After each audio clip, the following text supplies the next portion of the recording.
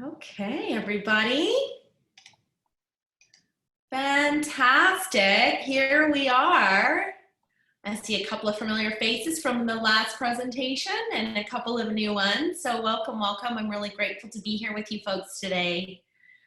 We'll give everybody just a minute to settle in, but yes, you are in the right presentation. Today we're going to talk about how to make your site last for 5 years or maybe more.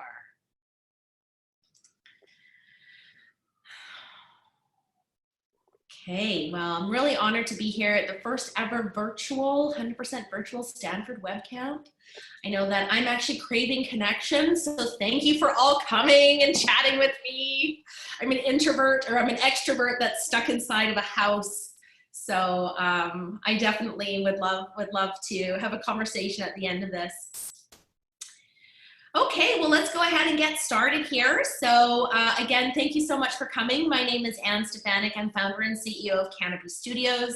I make websites easy to understand and effective. This is my QR code for finding me on LinkedIn. I'll present it again at the end, but you can find me on LinkedIn. And really at Canopy, we specialize in taking care of the whole life cycle of the website. And what that means is that, yes, we do brand new builds. Yes, we do ground up, but our specialty is support. And what that means is that we're really good working on somebody else's code and making the site way better. At Canopy Studios, we support over 170 domains on an active daily basis, and over 100 of those are in Drupal 7. So when we talk about Drupal 7, I know a lot of you are on Drupal 7. I just wrote a blog about how it's totally okay to stay on Drupal 7. So if you want to read that, that's totally cool, and we are here to support you over the long term. But let's go ahead and get started. If you do want to meet with me afterwards and chat about any of this, I'll post this in our chat when we end the call here, but it's bit.ly. Actually, I should do that right now. Let me just do that right now because I did it at the end. You're welcome to book a 30-minute meeting with me. I'm a big fan of the community in general. Like, that's why Canopy exists, is because of our work in the community. So if you want to have a chat about anything, feel free to just book some time with me. Okay. All right. So I don't know if you've heard of Kaizen.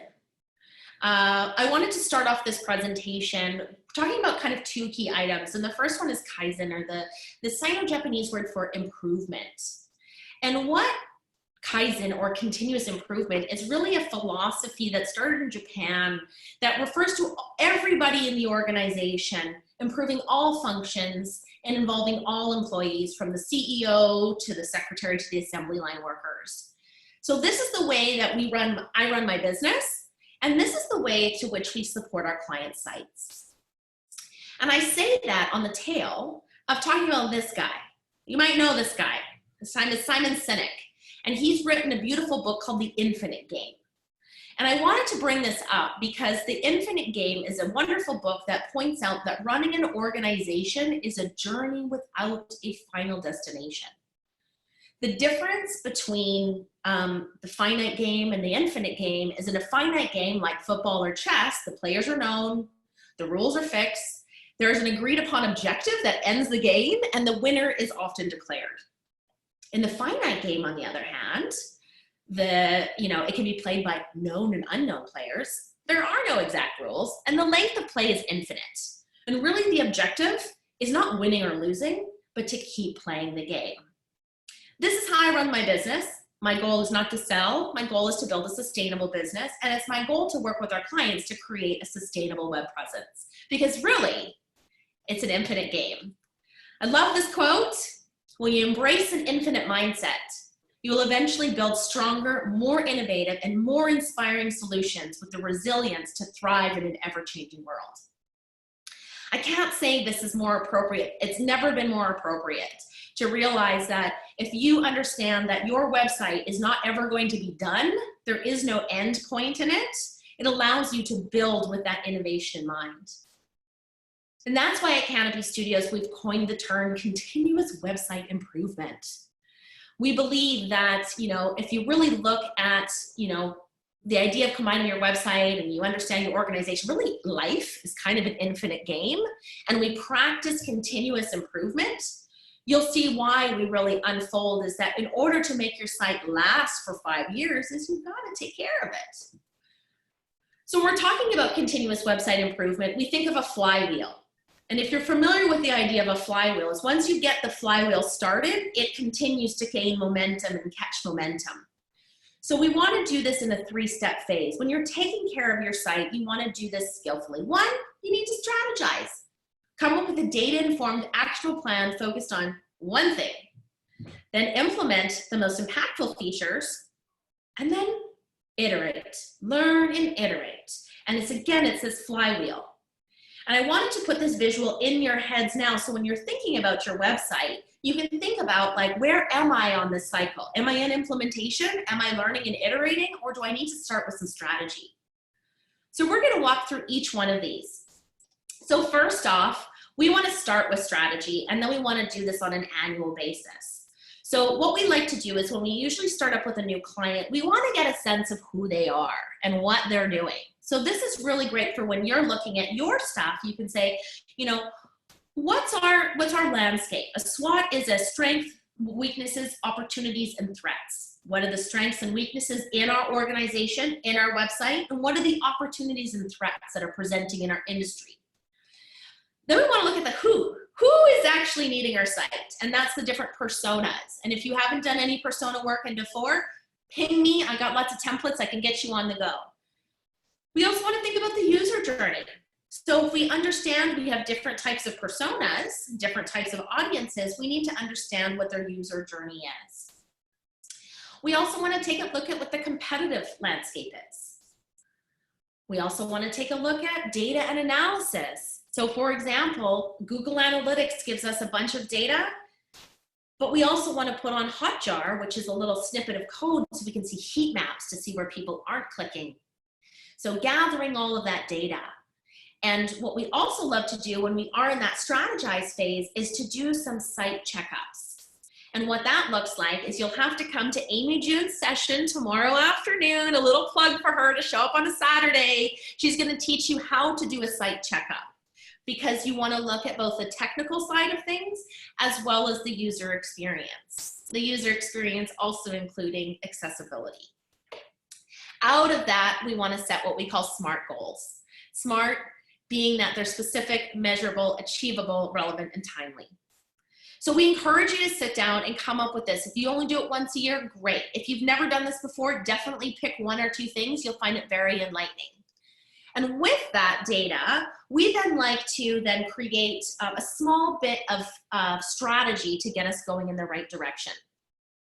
We tend to shy away from what we call a monolithic build, because we really want to make sure that what our clients have, if they currently have a website, we're getting the most life out of that website.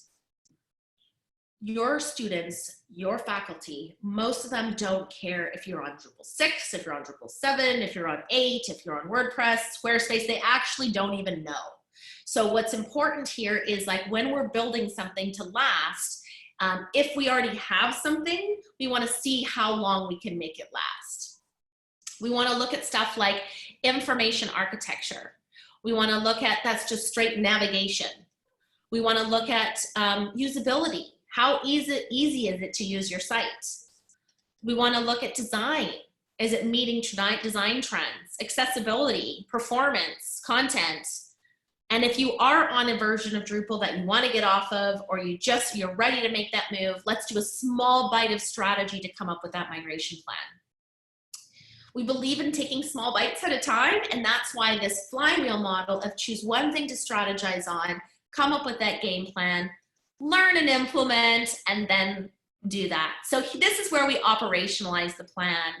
And this again is where, in order to keep your site healthy, if you spent 6 to 8 months in planning, and then you go to implement, and it takes you another 6 to 8 months to implement, the stuff you strategized on almost 1.5 years might be out of date. That's how fast the web moves. So in order to stay nimble is, can you take something small, can you chew on it, can you swallow it, digest it, and move on to the next thing? Because I can tell you that less is more. And that one thing that we've coined, if you're in the industry, you maybe have heard of this before, but it's called a minimum lovable product. You may have heard of MVP, which in software terms means minimal viable product. But we felt that word viable was so awful. So we substituted it, a few of us in the industry, for the word lovable. And really the intention of that is we want to get away with the least amount of work that we love the most. Because when we can be nimble and we can ship it, we can get that user feedback and we hit our targets. And that's what comes to learning and improving. And there will always be things to improve. Your website will never be done. And so in order to keep your finger on the pulse of the website, you want to sit down and share those wins and successes. So often we're so busy that the time the campaign's done, we're already getting pressure to put a new one on, and we haven't even taken a minute to recognize our successes. So start with some wins, measure regularly. One thing you'll notice when you start going to measure what matters is you'll realize you have a lot of dirty data. Stuff not being tracked, stuff not being tagged, stuff a mess in the CRM. So first off, you have to ask the question, what question do I want answered? And then go to see if you have the data. You often have to clean some data and then set some metrics. You may also want to do scheduled user testing. You want to connect with those users. So finding ways to actually schedule that into your sprint planning is a great way. And then making sure that when you are doing all your planning, you are leaving enough room to actually learn and improve on stuff that you built. So to keep your website alive and healthy, yes, you want to do that kind of like 3-step plan, but you've got some stuff that you should just do anyways all the time. So the first must do to extend the life of your website is to assess your content, refresh your content, or retire it or redirect it. Content is not always going to serve the purpose the way it is forever. You want to stay on top of your content and take stock of what's underperforming and what should be repurposed or what should just simply be retired. The more that you can keep the content fresh is giving you, where you redirect the old, is giving you higher link equity in SEO. In higher ed, I know that you have tons of content on your website, and this could just be a full-time job for one person. Is there an easy way to do this when your site is huge? Yes, 100%. Priority pages. So if you look at your Google Analytics and you look at your data and you realize there's a certain couple of priority pages or priority sections where your users are going, that's a great place to tackle. It's also another way to kind of simplify it is that you can take it from either you go in and you do like a section or an area, or you go 10,000 feet and you look at your personas and you look at the problem that you're solving and you create some pillar content. So if, we currently work with a lot of people that are coming into our support, and we know that they're often, have questions around, how does it work, response time, and so forth. So we created a whole pillar page of content to support that user journey. It ended up being pretty net new from the stuff we had, but it allowed us to give us a little like container to work in. So sometimes it's either going very specific into one section or to go very high level and then pick one of the things to work on. Content inventory, one of those like strategy components. It might be good over the quarter to say, I'm going to do this quarter, I'm going to do a content inventory. And during that, kind of identify which stage the content piece is in and where it falls within the user journey. But like I tell most of my clients, software is actually pretty easy. What's hard are the humans and the content. So if you're a human dealing with content and you're a human dealing with other humans, we've got the biggest job here. We've got the hardest job, is getting everybody to get along, getting everybody to move forward. But content is one of those things that if you can take an inventory and start to sort and organize, it's kind of like if you can dedicate 1 or 2 hours a week to content, it's something that you can continuously improve. You also want to measure what matters. And I think that sometimes, I know that I've been notorious, I go to my CTO and I'm like, oh, I want to know this, or I want to know that. And she goes, why?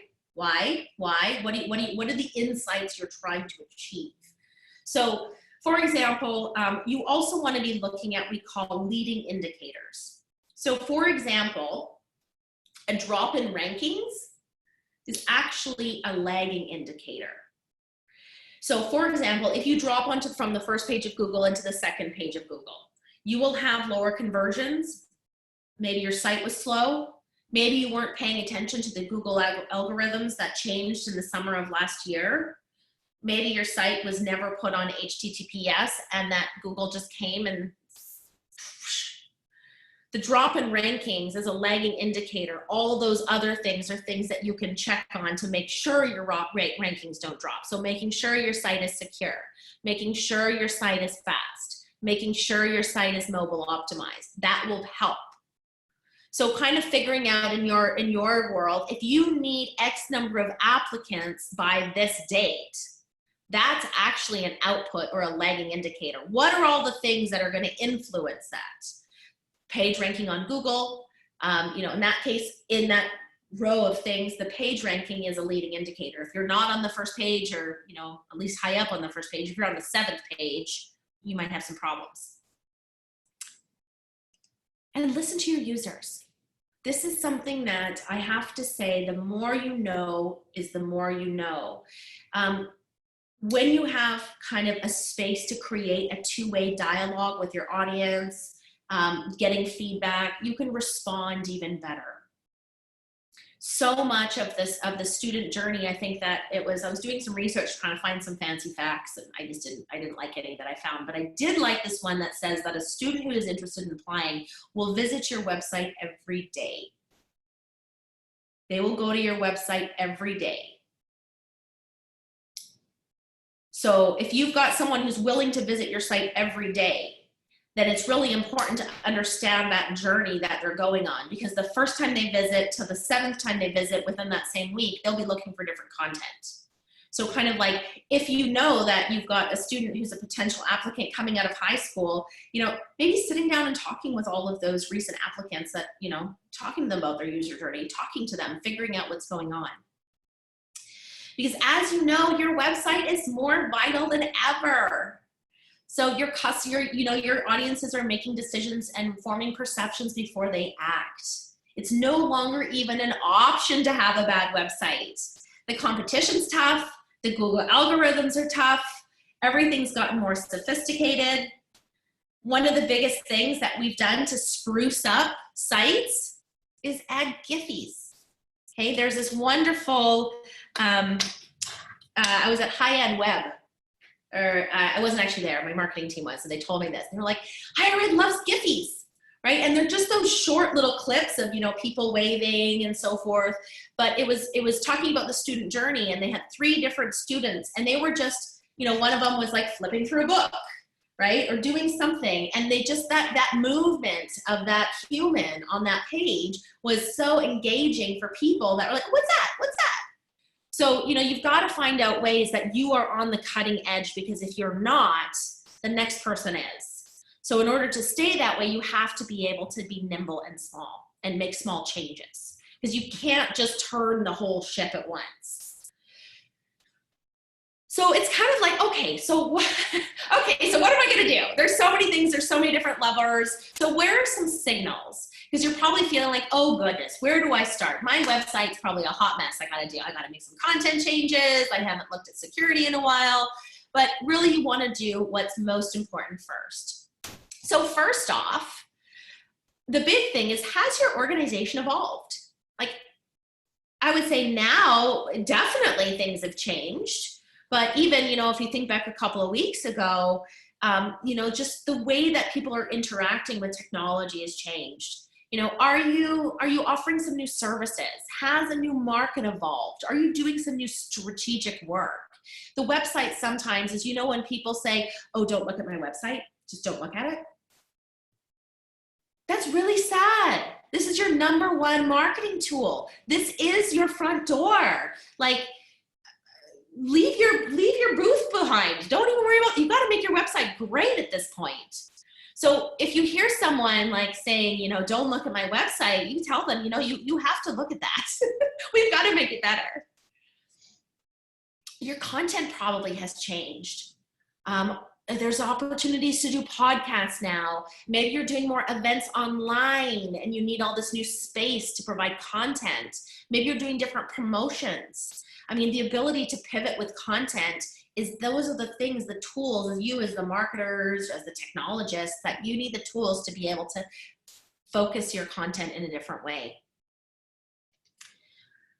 And are your content is actually being presented appropriately for your users? You know, some of our folks, some of our corporate clients, like 80% of their traffic is desktop. And the CEO is mobile first, mobile first, mobile first. And I'm like, okay, Mr. CEO, well, according to your users, actually, it's, 80% of your customers are on desktop. So I understand you want this beautiful mobile experience, but the data speaks volumes, and it means that we can do more on desktop. Other folks, it's mobile first. You have to understand, like, is the content effectively getting presented? And have their needs changed? Like, we are now 100% remote for I don't know how long, but, and this is going to change the landscape of how we teach and how we communicate and how we socialize. So, how is your website better reflecting those pathways? We're going under some major digital transformation right now, whether we like it or not. And like, are you willing to make some of those changes online to meet the user where they are? And how do you know if they're even finding what they're looking for? Are you measuring conversions? Are you following up? Are you testing? If you don't know this, that's a great place to start. Hotjar is a very affordable tool that comes with heat mapping, and it also comes with an intent to exit survey. So if you go to a website and they have Hotjar running, the Hotjar tool, or you can use Crazy Egg or any of these tools, it'll capture the site where the mouse is going, totally anonymous. So you can see where people are hovering, you can see where people are trying to click.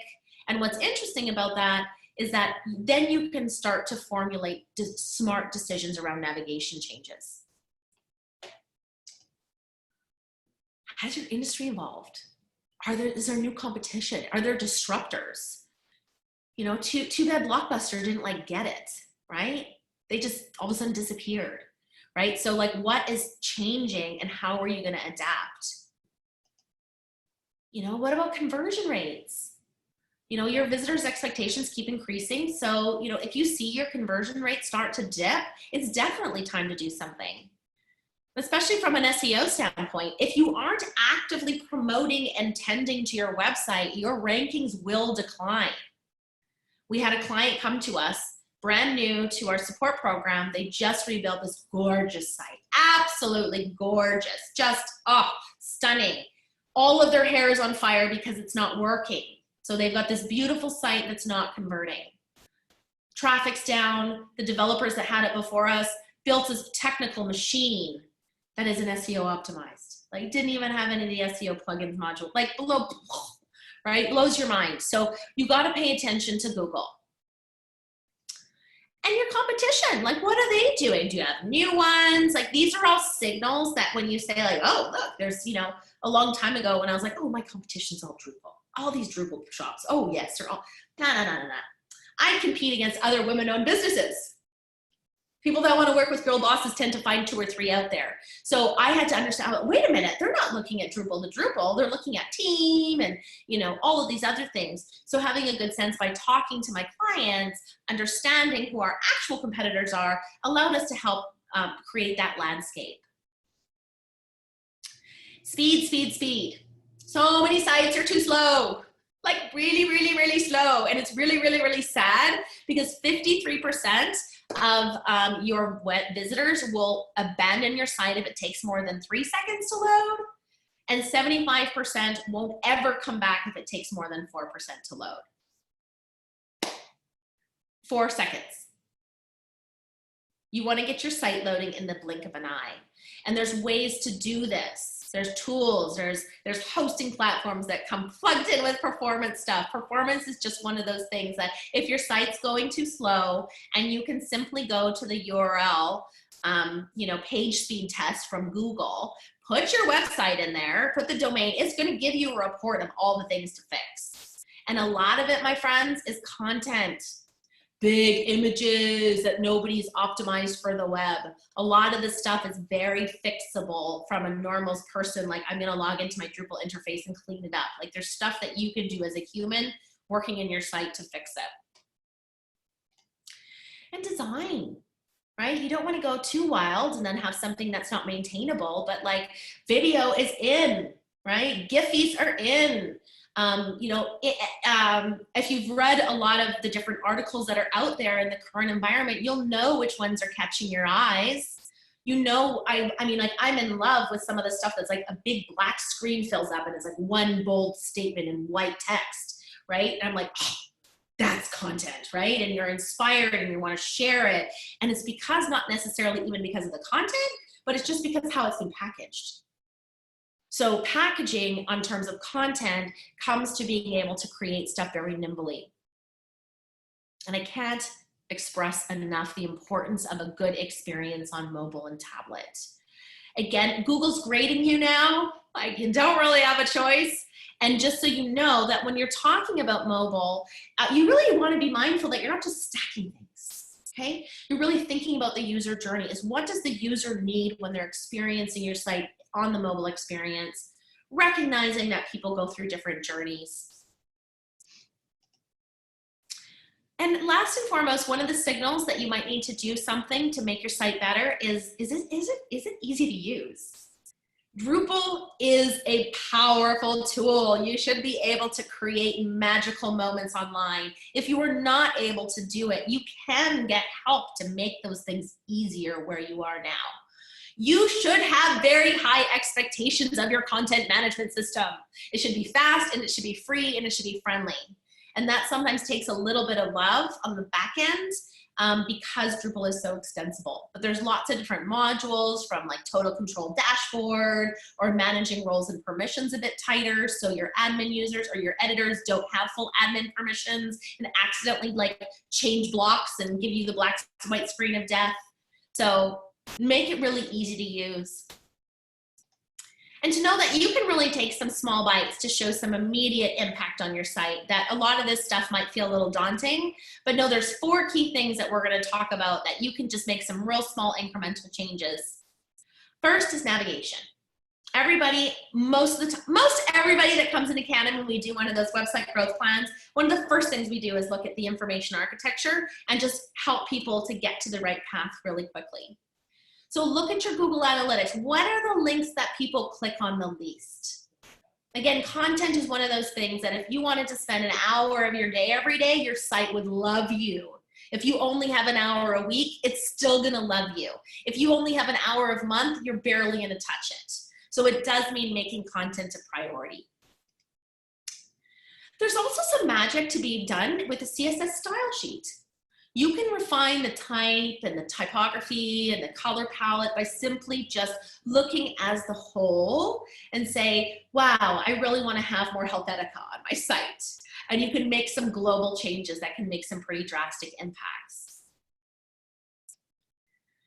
Content, content, content. I think I've said this like a million times, but I can't reiterate enough how important it is for you to create a content calendar and think outside the box. In terms of video, in terms of images, being in that digital landscape is that people, you want to touch the different pieces of content and think about that omni-channel experience. That if I use a prospective student, if you're doing like Instagram ads, they need to be connected to what you're doing on Facebook to all push back to the website to have this like seamless experience. If you're using TikTok, if you're using any of that, you want to have a real unified communication strategy.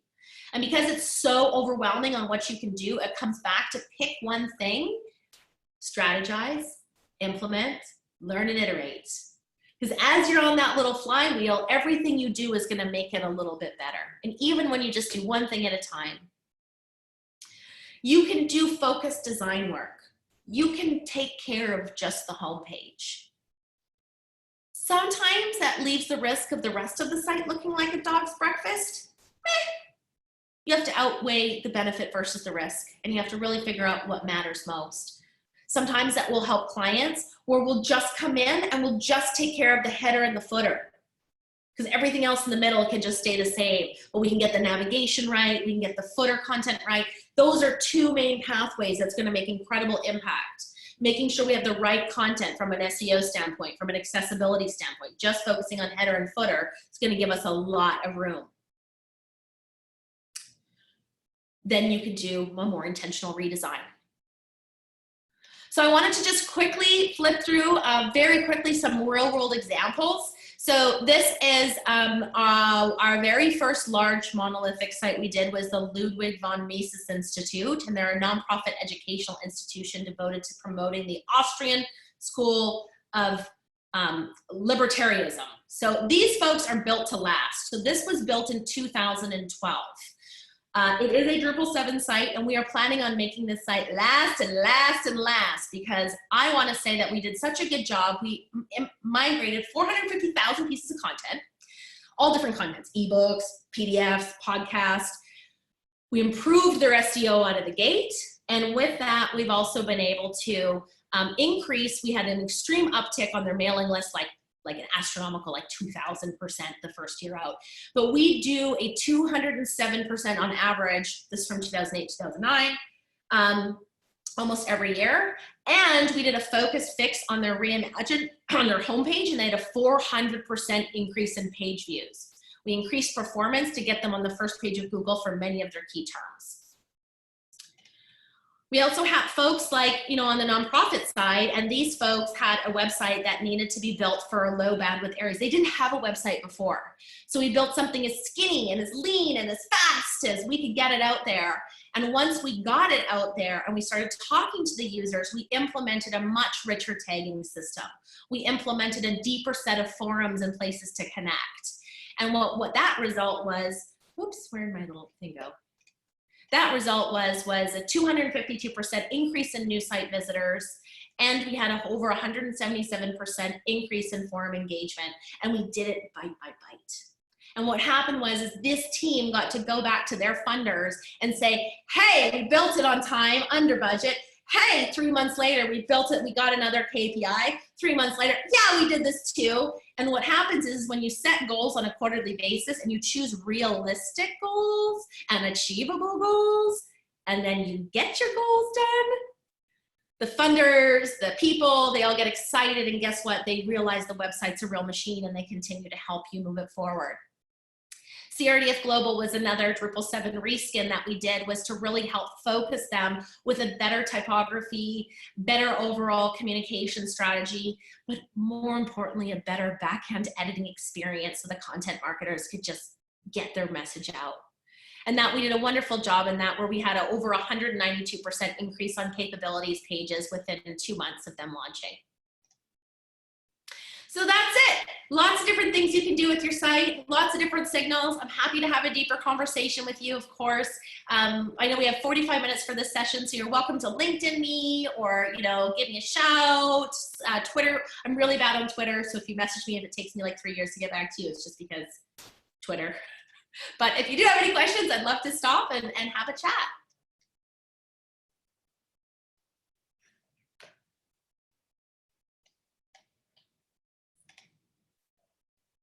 It's always so deafening when it's like, usually I can see everybody's eyes and I can see who's falling asleep on me, and no. So. But how many of you, do you have Drupal 7 sites? Are you in Drupal 8? Anybody on WordPress, or someone rogue on Squarespace, or Drupal 7? Yes, you do. You have a Drupal 8.5 site, and it's still totally fine, isn't it? And your end users probably don't know a thing. Drupal 7 and Squarespace, yeah.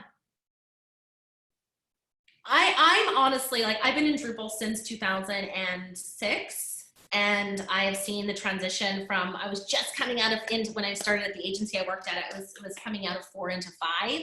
So I've seen the 5 to 6, the 6 to 7, the 7 to 8, and the 8 to whatever's happening next. And I wrote a blog that's a little controversial, where I just kind of said, save your pennies, save your money. Now's not the time to go and spend 100+K on whatever you're going to build. It's going to be a little controversial because everybody wants to, get you into D8 or D9. But I do think there's a lot of life in Drupal 7 yet. And I think that if you're worried about those terms like end of life, I do think that's a very scary 3 words, and that you have to know that there are long-term support providers that are out there. And if you are hosted on Pantheon or Platform or Acquia, all of those are going to give lots of more life to Drupal 7. And if you're in the middle of a Drupal 8 rebuild, that's magical. Finish it off. Do it lean, do it quick. I won't say do it dirty because nobody wants dirty code, but you want to do like what we say, like really like do the least amount possible that you love the most and get out there and learn. So I'll send a link out to the blog. We love helping clients with their site though. So if you do have any questions as things come up, and if you're wanting to rumble around and talk about how you can put together a mini strategy on your own, we've got lots of resources. We're big fans of training and open source. So, you know, ping me directly. I've got ways how to build your user personas, how to build up your user flows, how to measure what matters and figure out what those leading indicators really are.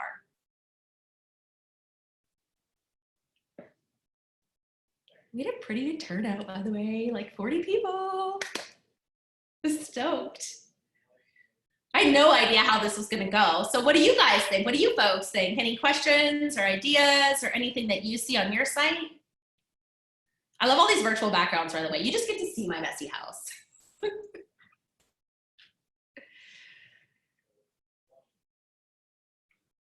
Awesome. Well, I will post the presentation on the Stanford site and strategy resources. Definitely ping me, email me or something so I can get you the right ones. And I guess the video will be up there, Aaron, in the next couple days, I guess. Probably not a couple of days. It took us a while last year because we have to trim them all down and make sure the captioning is correct. And so it might even be a month. Okay. But you can go in and upload your slide deck if you want to the session. Okay, I'll do that right away. You know, I was at Bad Camp 2 years ago, and I admitted that we still had Drupal 6 sites, and there was an audible gasp in the room. But it's pretty funny. We have this thing like how to give a virtual hug. Oh, pass it to you. Pass it the hug. You know, and it's like, who cares if you're on Drupal 6? Right? Who cares if it works? I mean, honestly, there is some point where it gets a little crusty, right? And Drupal 7 will get there. But I know at Canopy, we've got over 100 domains that are on Drupal 7. And with the current things that are happening, just to go to my team and go to my clients and say, like, we got your back. Like, don't worry about that. Let's take our time. Let's make sure this makes sense. Let's do this methodically. We have some sites, we have one client who's building, I call it a quote roller, and I think that's just my own thing, but he's got, they make labels. They make label makers and all these different things for industry where if you need to get something to make a label, it's all custom. But what happens is they had so much friction with people coming and asking for a quote and then not actually being qualified. They wanted to create a little online quote thing so it would actually pre-qualify people to see if they could afford to work with them. So what we did is we built that in Drupal 8. Okay, we built the quote roller in Drupal 8. Their current Drupal 7 site, we're reskinning the whole thing, but we're pulling it in via API. So that quote stuff is still kind of, it's not cheaper per se, but it is giving the life of the D7 site that's just the CMS a little bit longer. So yeah, having a website, it's a lot of work. And I think sometimes people underestimate that. And they think, oh my goodness, a website, it'd just be so easy. It's like, well, actually it's really hard. And I always say to people, the two most risky things about any project is the content and the humans. So how do we really support the humans through that? And how do we get the content into a really good place that's optimized for the long term? All right. Well, thank you so much. I do hope to see you all in person one day soon again, and know that we are running the, Amy June has a session tomorrow on checking under the hood that's going to look at deeper dives on how to actually do some of this analysis on your current site. And San Francisco Drupal user group, I know that's very far for a lot of you that are in the South Bay, just like whenever I'm like, oh, gotta go all the way down south to Stanford. It's all virtual. So come and join us, meetup.com and the San Francisco group. I believe that is the second Thursday of the month. Amy June, is it the second or the first? It is the second Thursday of the month, but we're gonna have a couple of extra special meetups coming up here soon now that more people can present virtually. Andre is going to be presenting on Layout Builder in April. So We do. I'm going to just put that because we want more people in our meetup. And it's got,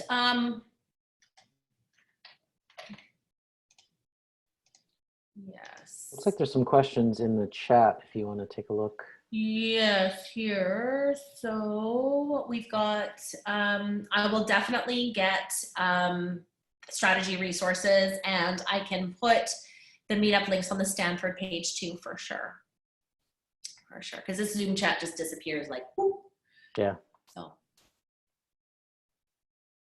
Well, it's good to see everybody. I mean, this is such a strange time. I'm an extreme extrovert. Like on the scale of 1 to 10, I'm an 11. So I'm really having a hard time with social isolation or this social distancing thing. So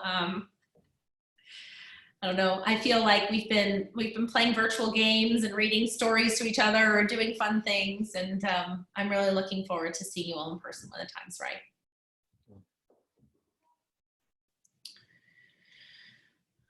All right, everybody, that's a wrap then. We're done. So have a wonderful, I also appreciate for those that are here on their day off. It's Cesar Chavez Day, so I know it's closed in a lot of places in San Francisco, so thanks for coming. And I really hope to see you all soon. All right.